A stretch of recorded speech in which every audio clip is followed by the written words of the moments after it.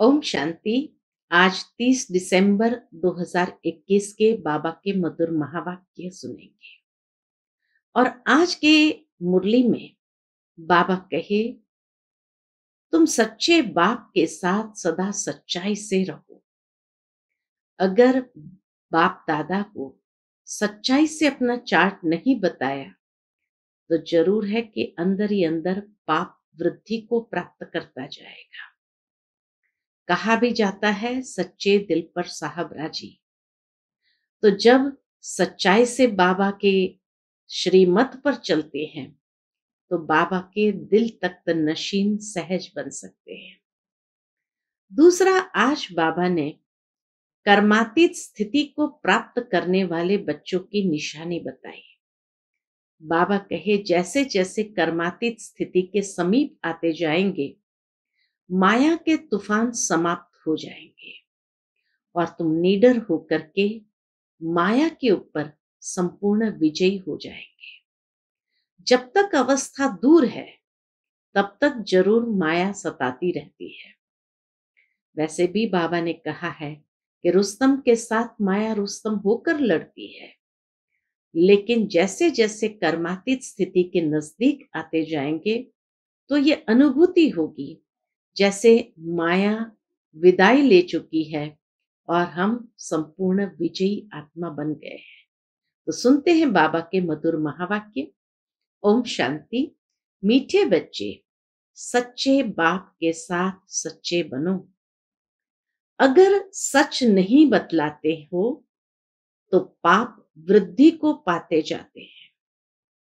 आज की मुरली से प्रश्न है, जब तुम बच्चे कर्मातीत अवस्था के समीप पहुंचेंगे तो कौन सी अनुभूति करेंगे? उत्तर है, ऐसा अनुभव होगा जैसे माया के तूफान सब समाप्त हो गए हैं। किसी भी विघ्न में घबराएंगे नहीं। अवस्था बड़ी निडर रहेगी। जब तक वह अवस्था दूर है, अर्थात कर्मातीत अवस्था से दूर है, तब तक माया के तूफान बहुत हैरान करते हैं। बाबा कहते, मीठे बच्चे, जितना तुम रुस्तम बनते हो उतना माया भी रुस्तम होकर आती है, लेकिन तुम्हें विजय प्राप्त करनी है। डरना नहीं है। सच्चे बाप के साथ सच्चाई सफाई से चलते रहो। कभी कोई बात छिपानी नहीं। आज की मुरली से पहले गीत बजा है, जाग सजनिया जाग। ओम शांति। यहाँ वाले बच्चे तो यह गीत रोज सुनते हैं। सेंटर्स पर भी जो बिके रहते हैं वह सुनते हैं। बाहर वाले तो सुनते नहीं हैं। वास्तव में यह गीत तो अनन्य बच्चों के घर में सबको रखना चाहिए। जाग सजनिया जाग, अब नवयुग आया है, अब नया वर्ष आ रहा है, तो उसके हिसाब से बहुत सुंदर आज की बाबा की मुरली है। सबको जगाना चाहिए, क्योंकि इस गीत का राज बहुत अच्छा है। नया युग आ रहा है। नया युग अर्थात सतयुग। यह है कलयुग। कलयुग का विनाश होना है। सतयुग में राजधानी होती ही है भारतवासियों की। उनको गोल्डन एजेड वर्ल्ड कहा जाता है। गोल्डन एजेड वर्ल्ड में गोल्डन एजेड भारत, आयरन एजेड दुनिया में आयरन एजेड भारत, यह भी तुम ही जानते हो। तो गोल्डन एज में और कोई खंड अथवा धर्म होता नहीं। अभी है आयरन एज, इसमें सब धर्म है। भारत का भी धर्म है जरूर, परंतु वह देवी देवता नहीं है। देवी देवता धर्म वहां नहीं है। तो फिर होना चाहिए। वह देवता धर्म नहीं है तो बाबा कहे तो फिर होना जरूर चाहिए। तो बाप कहते हैं, मैं आकर स्थापना करता हूं। पहले पहले बाप का परिचय देना है। शास्त्रों की जब कोई बात करे तो उनको कहना चाहिए, यह तो भक्ति मार्ग के शास्त्र है, ज्ञान मार्ग का शास्त्र होता नहीं। ज्ञान का सागर तो परमपिता परमात्मा को कहा जाता है। जब वह आकर ज्ञान देवे तब सदगति हो। यह गीता आदि भी भक्ति मार्ग के लिए है। मैं तो आकर तुम बच्चों को ज्ञान और योग सिखलाता हूं, फिर बाद में वह शास्त्र बनाते हैं। बाबा जो ज्ञान योग हमें सिखलाते हैं, फिर बाद में वह शास्त्र बनाते हैं, जो फिर भक्ति मार्ग में काम आते हैं। द्वापर युग में ही शास्त्र बने, जो फिर भक्ति मार्ग में काम आते हैं। अभी तुम्हारी है चढ़ती कला, तुम्हें बाप आकर ज्ञान सुनाते हैं। बाप खुद कहते हैं, मैं जो तुमको सदगति के लिए ज्ञान देता हूं वह प्रायलोप हो जाता है। अभी बाप कहते हैं, तुम कोई भी शास्त्र आदि नहीं सुनो। वह रूहानी बाप तो सबका एक ही है। सदगति का वर्षा भी उनसे मिलता है। यह तो है ही दुर्गति धाम। सदगति धाम सतयुग को कहा जाता है। जब कोई भी शास्त्रों की, वेदों की अथवा गीता की बात करे, बोलो हम जानते सबको है। कोई गीता की, शास्त्र की, वेदों की बात करे, बोलो हम जानते सबको है, परंतु यह है भक्ति के। हम उनका नाम लेवे ही क्यों, जबकि अभी ज्ञान सागर परमपिता परमात्मा हमको पढ़ा रहे हैं। बाप कहते हैं, अपने को आत्मा समझ मुझ बाप को याद करो, तो इस योग अग्नि से तुम्हारे विकर्म विनाश हो जाएंगे। भक्ति मार्ग में तो और ही विकर्म होते आए हैं। हमको बाप ने कहा है, मन मना भव। वही ज्ञान का सागर पतित पावन है। पतित पावन कृष्ण को नहीं कहा जाता है।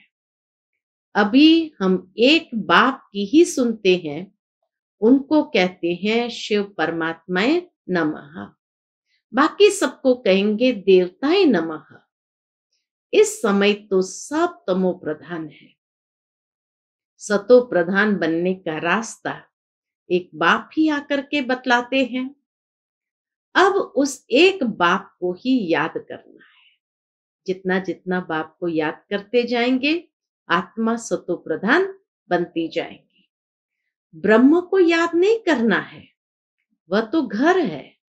घर को याद करने से विकर्म विनाश नहीं होंगे, परंतु घर में रहने वाले परम पिता परमात्मा को याद करो तो विकर्म विनाश हो जाए और आत्मा सतो प्रधान बन अपने घर चली जाएगी।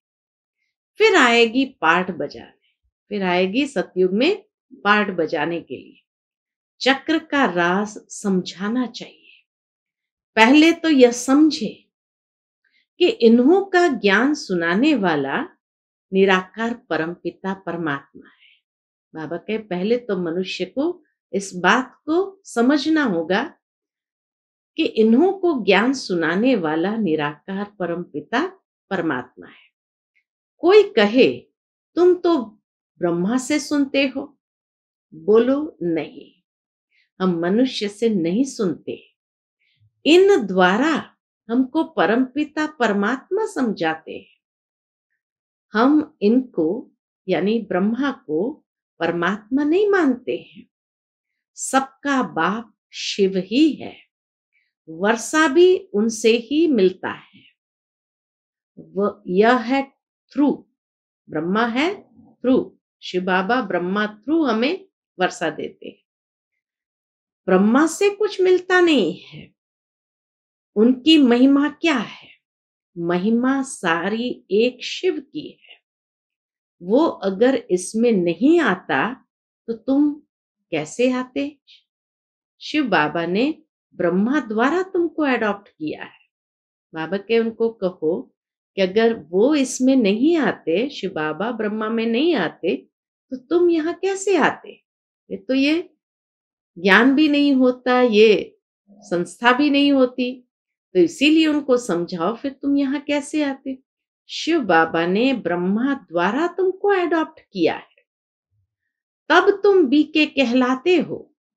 ब्राह्मण कुल चाहिए ना, कोई मनुष्य अथवा शास्त्र आदि मुक्ति, जीवन मुक्ति का रास्ता बता न सके।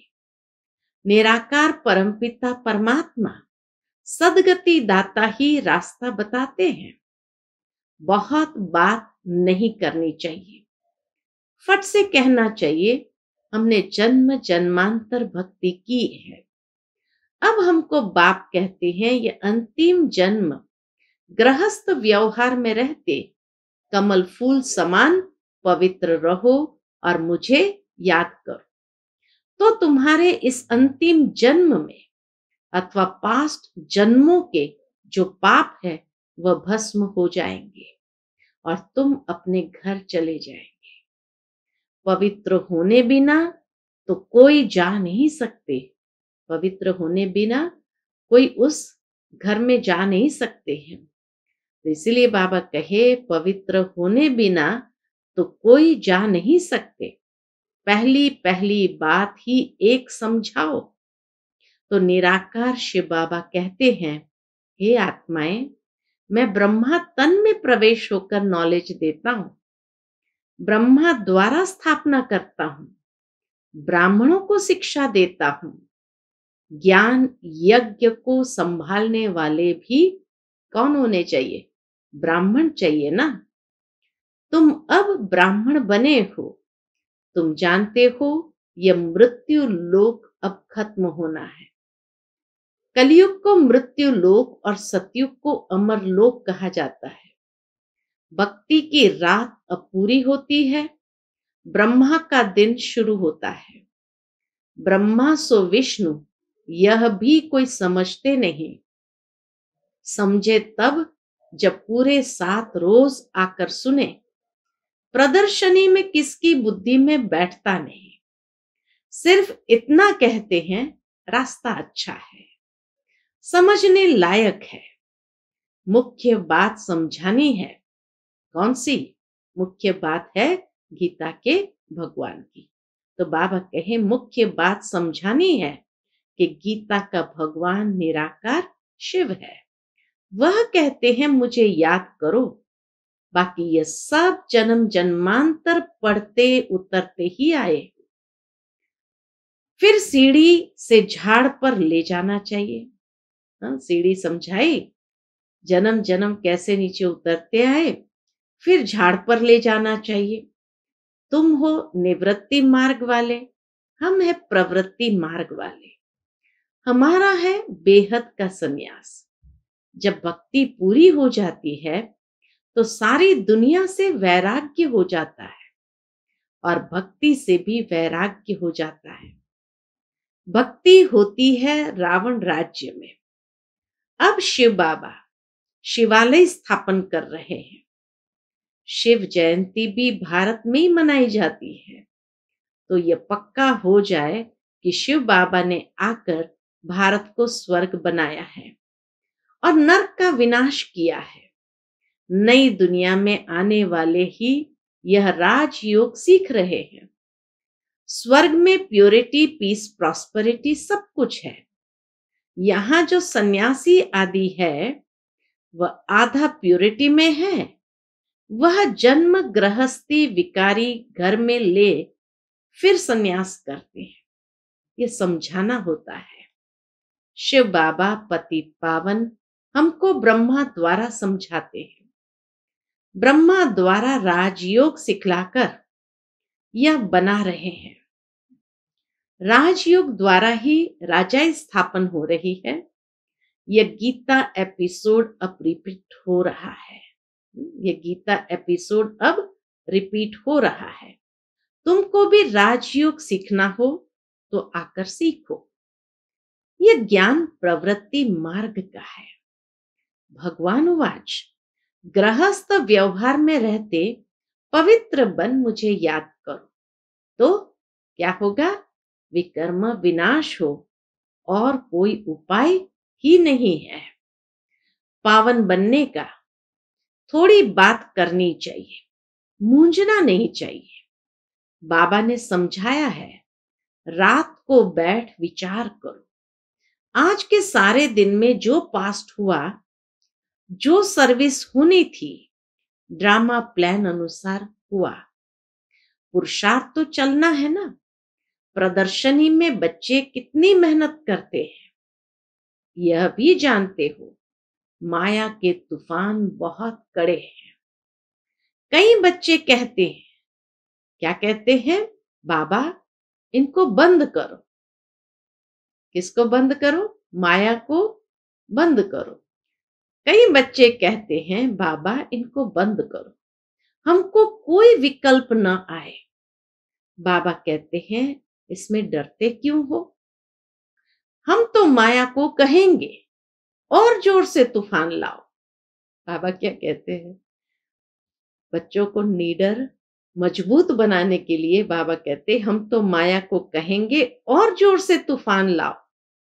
बॉक्सिंग में एक दो को कहते हैं क्या कि हमको जोर से उल्टा सुल्टा नहीं लगाना जो हम गिर पड़े।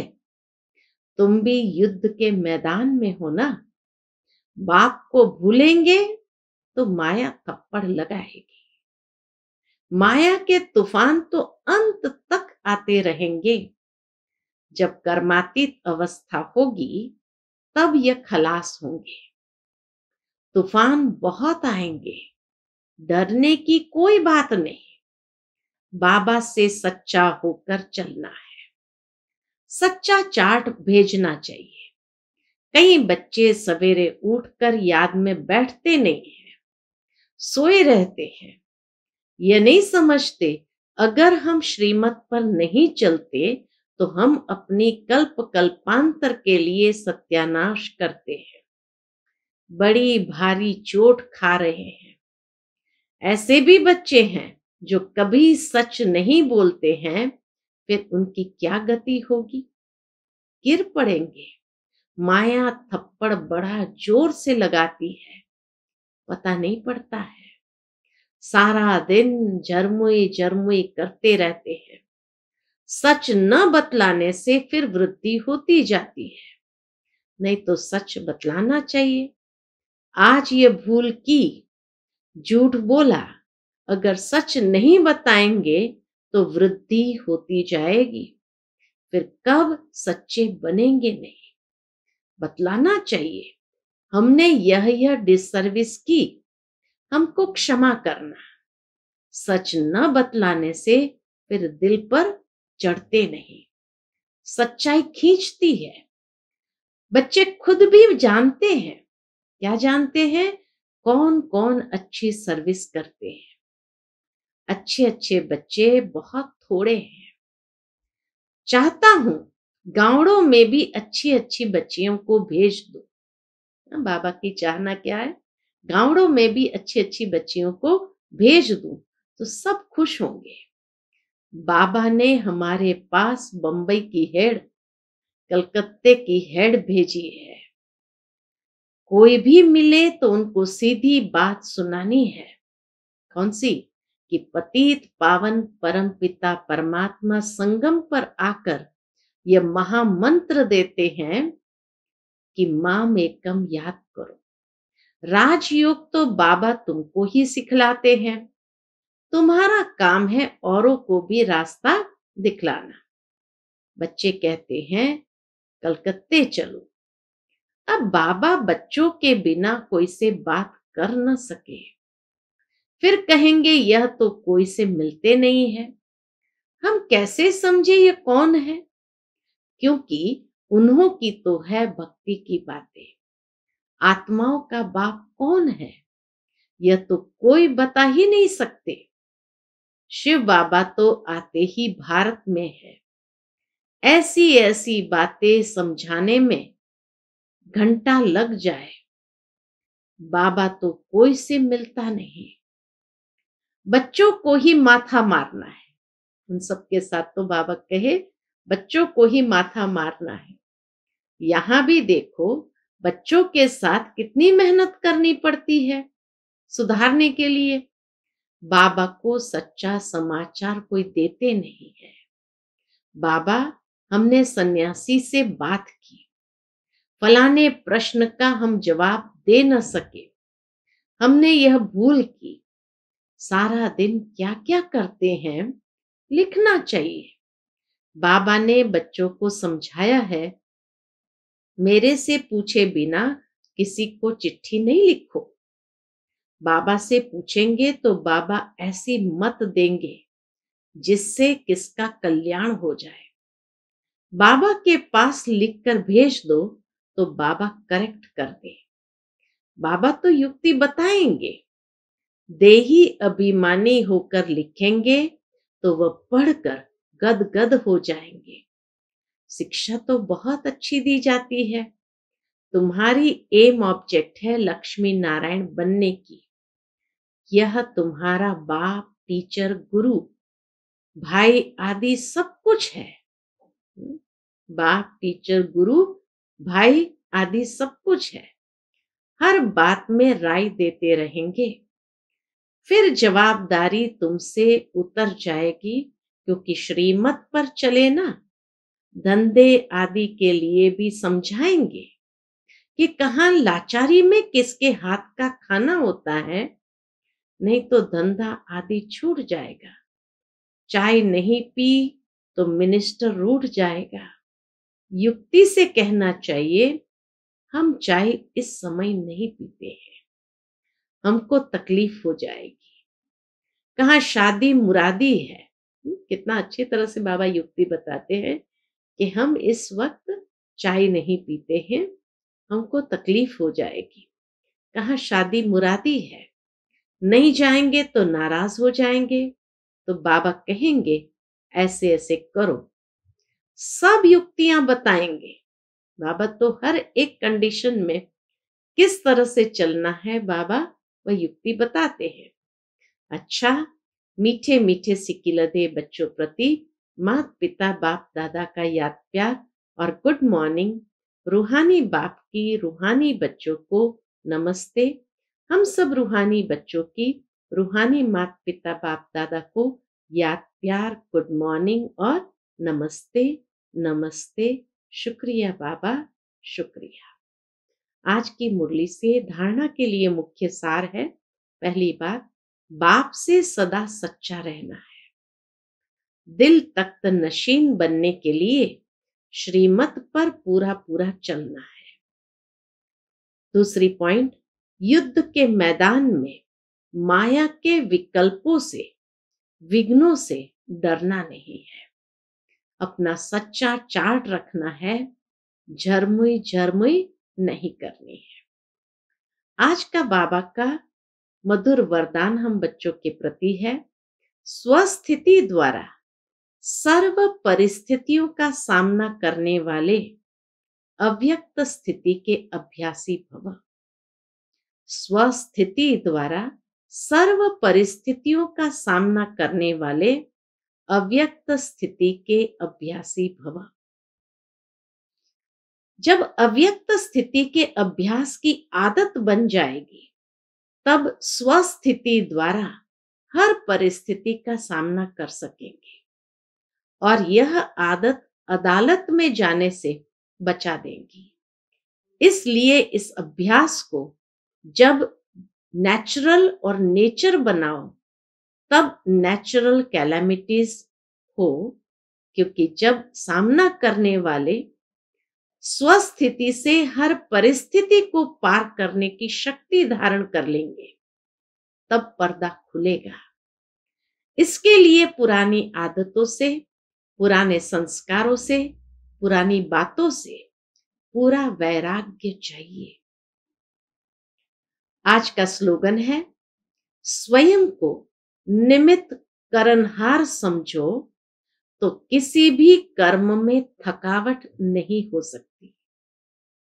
स्वयं को निमित्त करनहार समझो तो किसी भी कर्म में थकावट नहीं हो सकती। अच्छा, ओम शांति।